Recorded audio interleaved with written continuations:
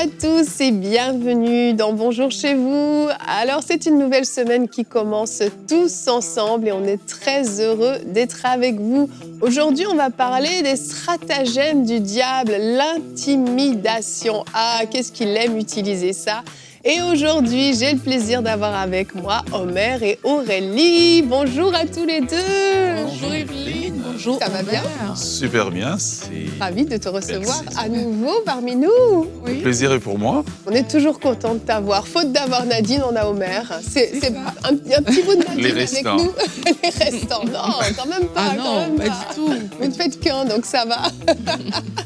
Aujourd'hui, Omer, tu vas être notre expert et tu vas nous dire pourquoi Élie a-t-il eu peur de Jézabel. On connaît tous cette histoire. Hein. Il y avait les prophètes de Baal.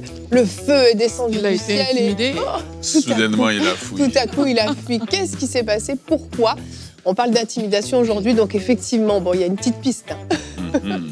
Mais restez branchés. Et puis, je vous donnerai quelques petits trucs. Et aussi, comment ne pas fuir ou faire face quand on a fui. Ben oui, c'est ça. relever. C'est ça. Comment ne pas faire comme Élie?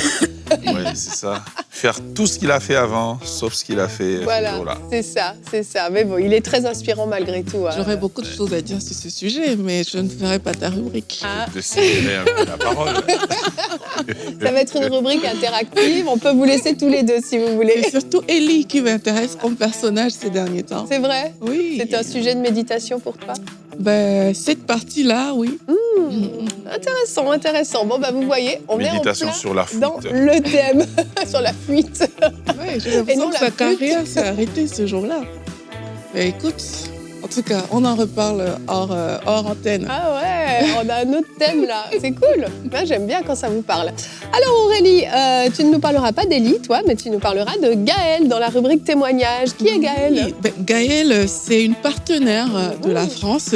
Elle nous écrit ce que le Seigneur a fait pour elle. Elle a été guérie de plusieurs allergies et de thrombose. Ah, un package deux en un. Oui, très, très beau Ça- témoignage. Hein. J'aime Il est trop. court, mais vraiment beau comme Merveilleux. témoignage. Merveilleux. Quand Dieu guérit, il guérit totalement. C'est ça. Alors les amis, si vous êtes prêts, on va commencer dans le vif du sujet pour cette nouvelle semaine avec notre pensée du jour.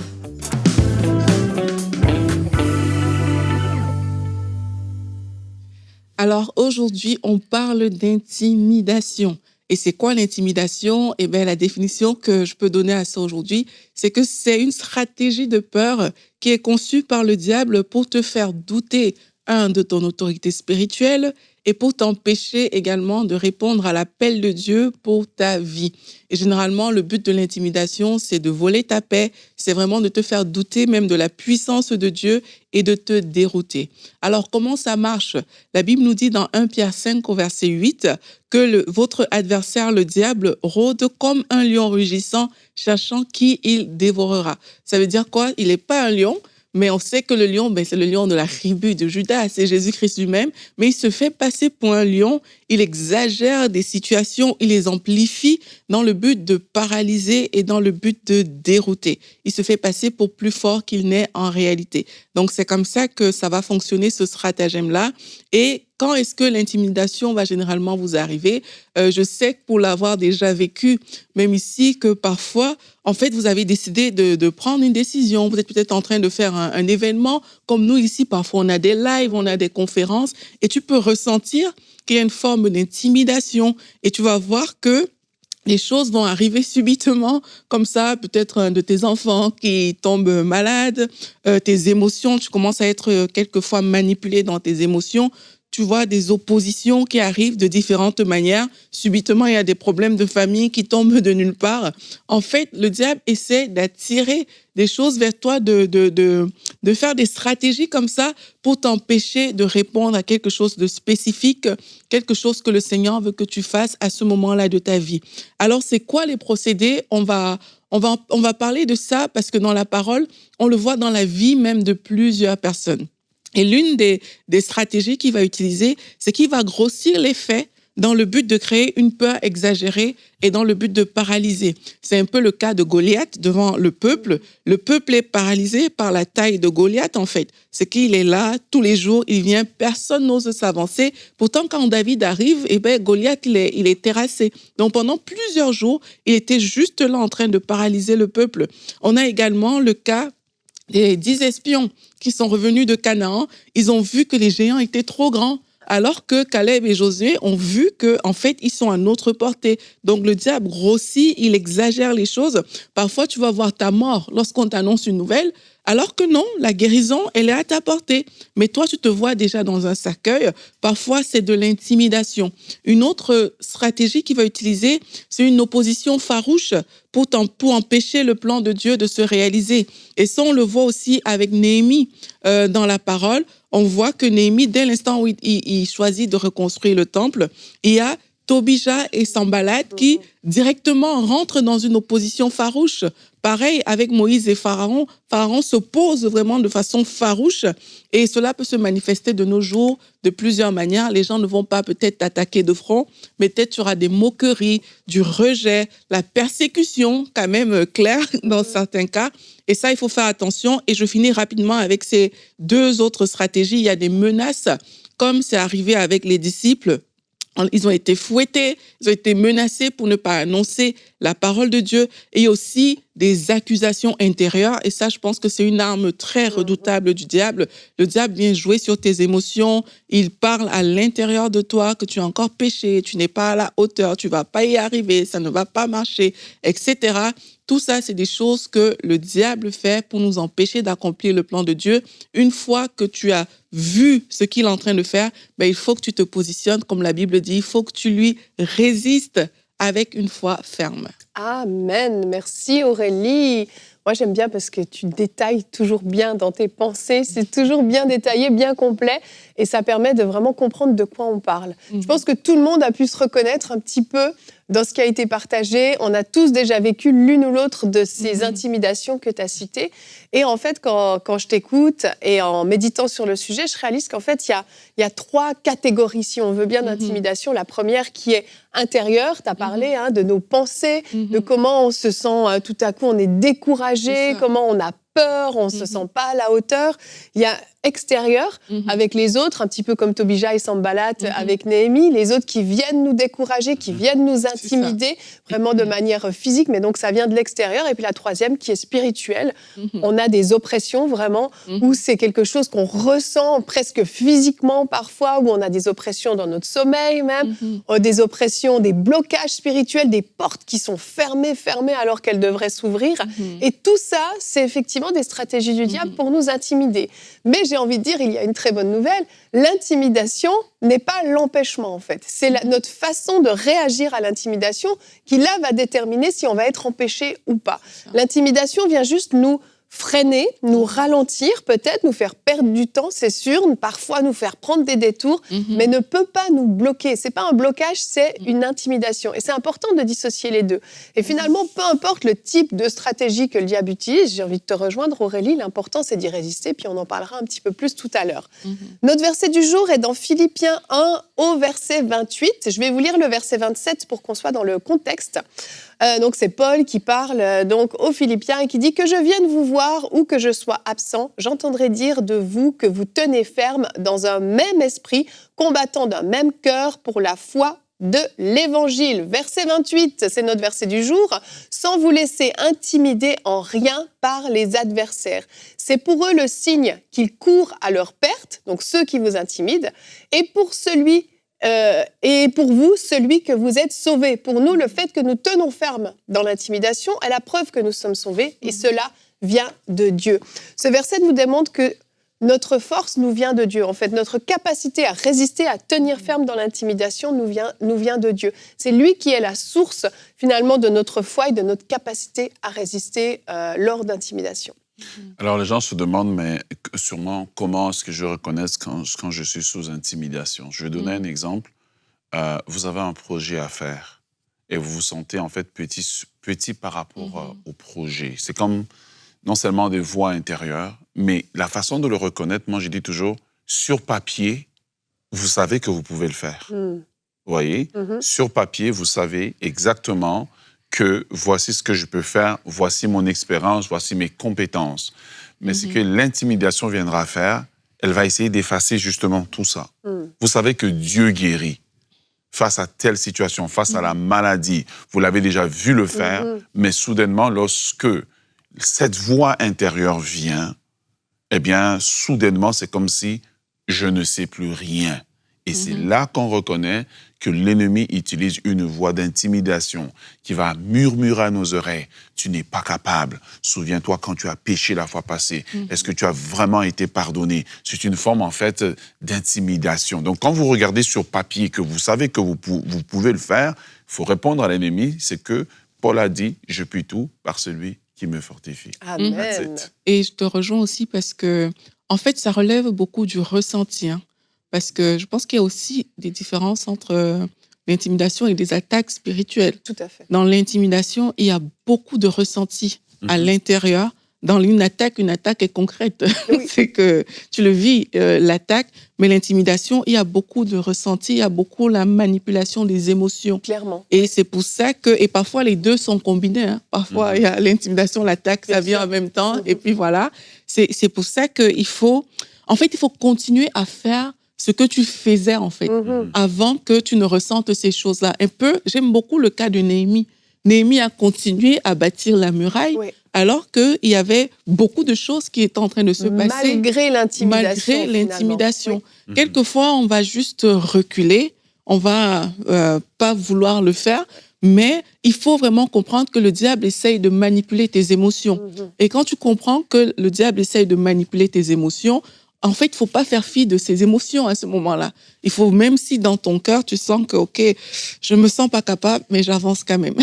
Il y a des choses que je n'arrive pas, mais je vais quand même le faire parce que c'est vraiment une manipulation des émotions. Parce que le diable essaie d'aggraver. Tu vois ton enfant déjà partir.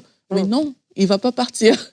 Il faut que tu continues à faire la chose que tu étais en train de faire quand cette situation est arrivée. Et c'est aussi pour ça que ça prend le discernement. Tu vois, ça prend beaucoup de discernement de réaliser que, mais là, je suis en train d'être intimidée par l'ennemi, en fait. Je suis en train... Il y a quelque chose que le Seigneur veut faire dans cette saison de ma vie et je sens que je suis en train d'être intimidée.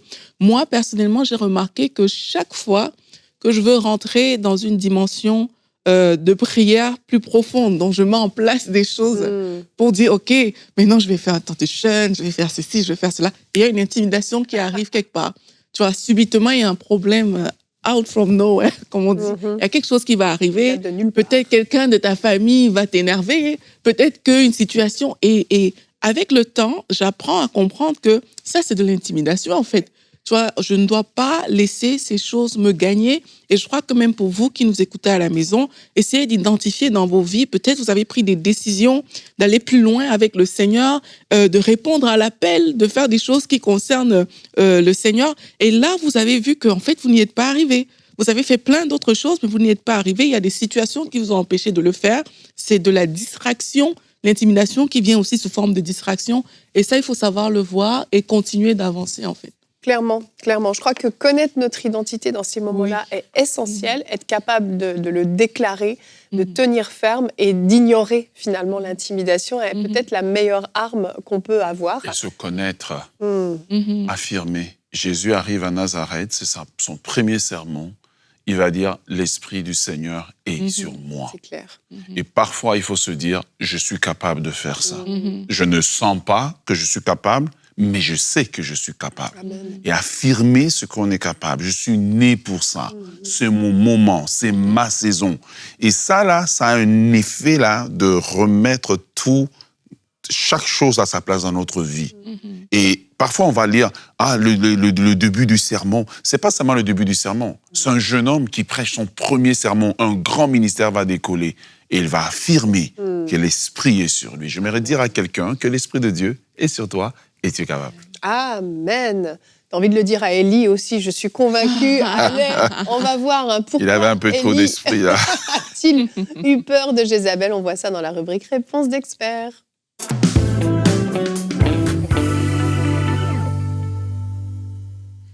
Alors, pourquoi Élie a fui devant Jézabel? Le texte de 1 Roi 18, 19 nous parle de la grande victoire d'Élie sur les prophètes de Baal. C'est une des grandes victoires de l'Ancien Testament parce que la victoire touche le niveau spirituel, le climat spirituel du pays et ça finit par une pluie qui tombe, 3 années de sécheresse qui s'arrêtent, mais de l'autre côté aussi une victoire physique. Et Élie doit se dire, waouh, le combat est terminé. Vous voyez? Et tout a commencé là, quand il a assumé que le combat est terminé. Et puis, il reçoit un message de Jézabel, si aujourd'hui ça serait un WhatsApp qu'il aurait reçu. Et il dit, que les dieux me traitent dans toute leur rigueur. Donc, 1 Roi, chapitre 19, le verset 2. Dans toute leur rigueur, si demain à cette heure, je ne fais de toi ce que tu leur as fait. Première des choses qui va faire que Élie va fuir devant Jézabel, c'est que il va arriver dans une saison où il pense que c'est terminé. Donc, il est surpris par l'attaque. C'est comme il baisse les armes. Voilà, c'est terminé. Et puis, il est juste surpris que non, c'est pas terminé. Au contraire, le début, en fait. C'est le début. La deuxième des choses il va être surpris d'une deuxième manière, c'est que le terrain a changé. Il était préparé pour une bataille spirituelle. Il était préparé pour une bataille physique, mais n'avait pas anticipé qu'une attaque pouvait venir dans un autre angle. Et là, le combat se déplace du physique, du spirituel auquel il était habitué.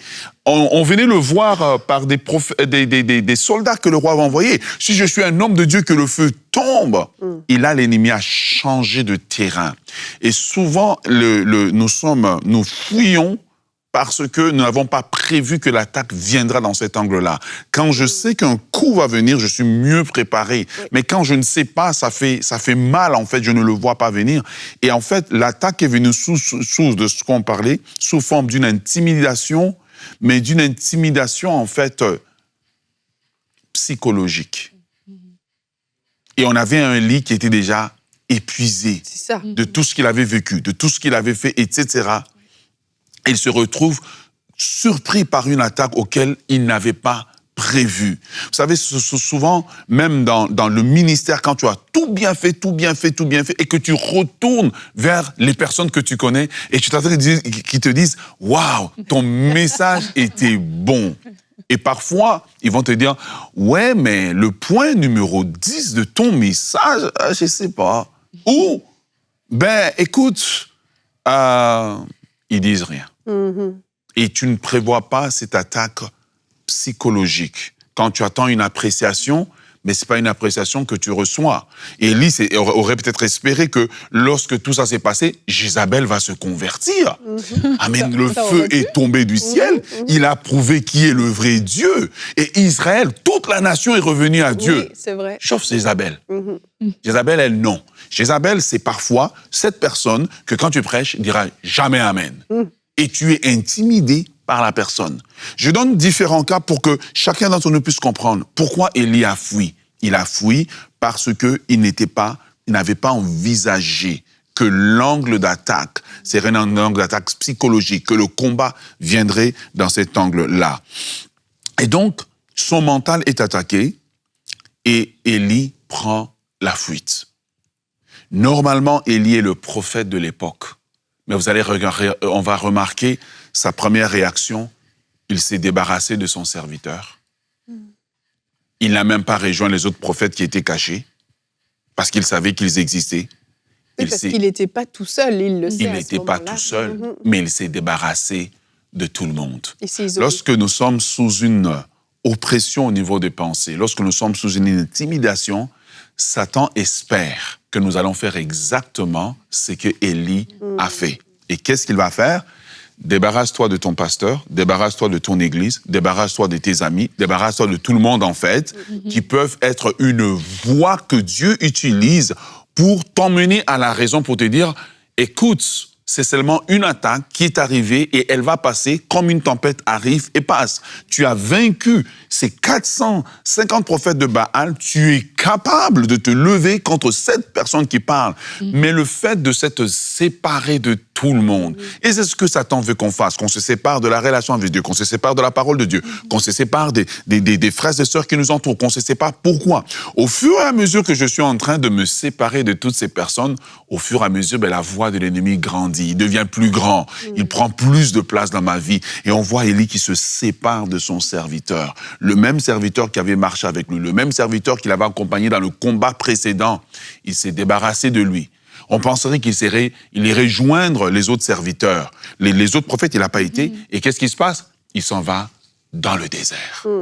Et ça, c'est la réaction qu'on a souvent lorsque l'attaque est psychologique. La première des choses qu'on veut faire, c'est s'isoler. Parce qu'on croit qu'en m'isolant, je me fais du bien. Au contraire, en m'isolant, je me fais du mal. Alors Dieu établit une méthodologie pour ramener Élie à lui, pour ramener Élie à la raison. Et Dieu lui dit, non, tu n'es pas le seul. Et Élie commence à développer, en fait, le langage de l'attaque maintenant. Il dit, j'ai échoué. Ah, excuse-moi, tu as fermé le ciel, tu as invoqué le feu. Mais tu vois maintenant, lorsque je suis sous cette oppression, eh bien, je commence à développer le langage que cette intimidation de Jézabel me fait dire. Je commence à dire le contraire de tout ce que j'ai fait. Je vois que j'ai composé des chants, c'est pas bon. Je suis parti en mission, c'est pas bon. Tout ce que j'ai fait, c'est pas bon. Et Élie dit maintenant, donne-moi la mort. Mais pourquoi il en arrive là? Parce qu'il n'y a personne autour de lui pour lui dire, Élie, t'es bon. Oui. Élie, voici ce que tu as fait, tu as fermé le ciel. Élie,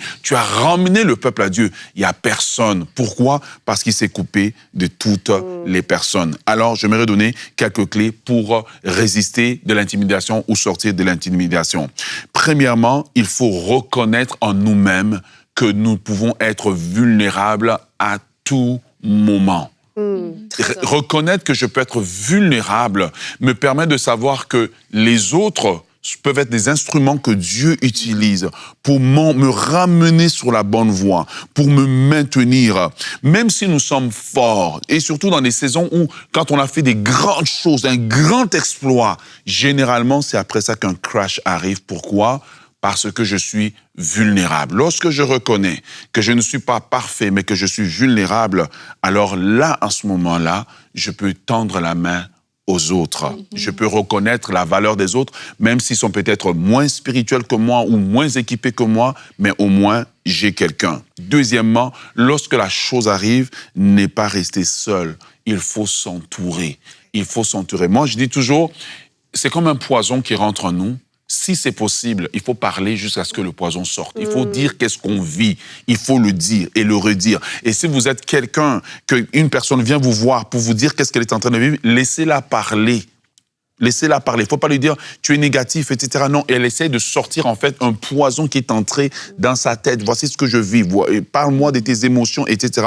pour aider la personne. La troisième des choses, ne crois pas aux mensonges de l'intimidation. Satan ne te donnera jamais une version de toi qui est glorieuse. Ne crois pas aux mensonges de l'intimidation. Voilà pourquoi l'apôtre Paul pouvait dire « je puis tout par celui qui me fortifie ». C'est ce que je dois déclarer. Seigneur, Dieu qui a marché avec moi devant le lion, l'ours, etc. Dieu fera la même chose pour moi. Et dernière des choses, expose la situation à Dieu. Et dis-lui qu'est-ce que ça fait dans tes émotions. Seigneur, je suis perdu dans mes émotions, je suis confus, je ne comprends pas qu'est-ce qui se passe. Restaure mes émotions. Et moi, j'ai souvent l'habitude de prier, rééquilibre mes émotions. Donne-moi le discernement. Amen. Merci, Omer. C'est super intéressant de décortiquer tout ça. Parce qu'on réalise qu'on fonctionne souvent comme Élie par réflexe, en fait, pensant nous protéger, mais en fait, on fait tout l'inverse. Et je crois que vous êtes équipés désormais pour savoir comment réagir et comment résister face à l'intimidation. On continue avec la rubrique témoignage.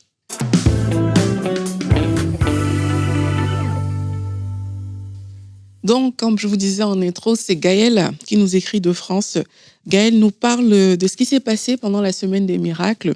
Elle dit que lors de cette semaine-là, on a prié pour des allergies et pour des maladies.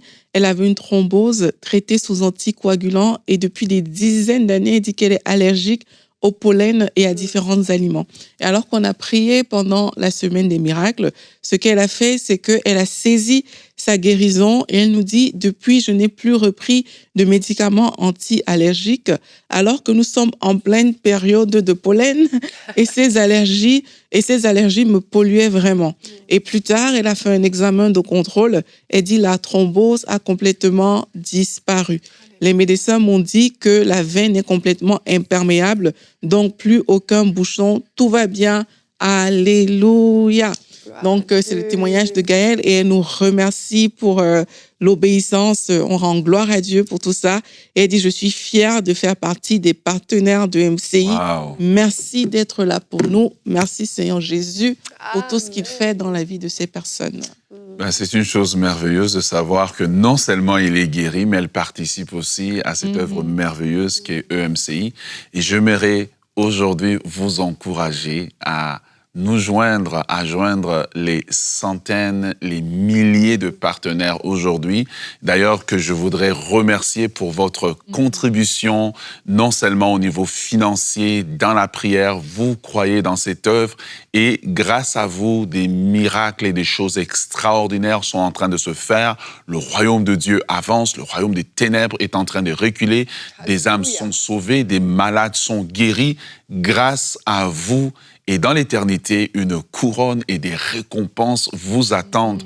Et j'aimerais inviter, vous qui nous écoutez aujourd'hui, à vous joindre à cette grande armée qui fait avancer le royaume de Dieu en devenant partenaire aujourd'hui avec EMCI, en allant à l'adresse emci.com/don.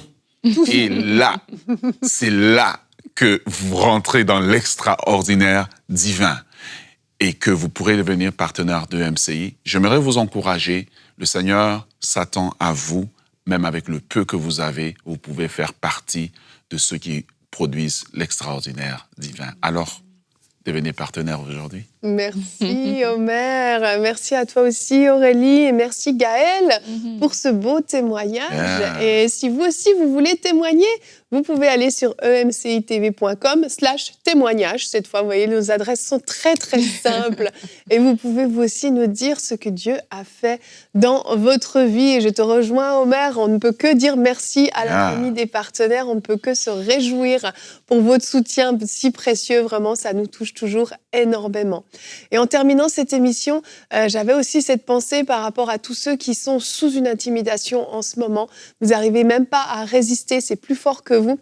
J'aimerais vous encourager à utiliser cette arme qui est la louange, une arme extrêmement puissante. Lorsque vous déclarez la grandeur de Dieu, la puissance de Dieu, lorsque vous élevez le nom de Jésus autour de vous, l'atmosphère change. Vous-même à l'intérieur, vous avez un élan de foi qui vient, vous êtes boosté dans votre être intérieur. Et je vous encourage, si vous n'arrivez pas à prendre autorité, vous n'arrivez pas à vous lever dans la prière, commencez simplement à chanter des louanges qui élèvent Dieu. Non pas des louanges qui parlent de votre souffrance, de votre misère, mais vraiment de l'adoration pure et simple qui dit que Dieu est grand, est puissant et qu'il peut tout. Et je vous assure que l'atmosphère autour de vous va changer, vos pensées vont changer, vos émotions vont changer et la foi va jaillir. Alors demain... on se retrouve pour parler d'un sujet très important. On parle du timing divin. Comment reconnaître le bon moment? Ah, si comme moi, vous aimeriez des fois avoir une horloge céleste, un calendrier céleste qui vous dit c'est là, à ce moment-là précis. Eh bien, cette émission est pour vous. On va tâcher ensemble de déterminer quand est-ce que c'est le bon moment. Et Omer, c'est la rubrique Conseil du coach que tu feras. Tu nous aideras à discerner le bon timing. Allez, merci à tous d'avoir été avec nous et bonjour chez vous.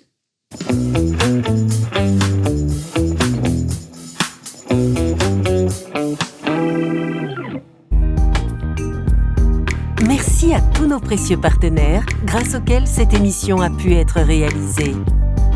Vous aussi, rejoignez la grande famille des partenaires d'EMCI TV en faisant un don sur emcitv.com/don.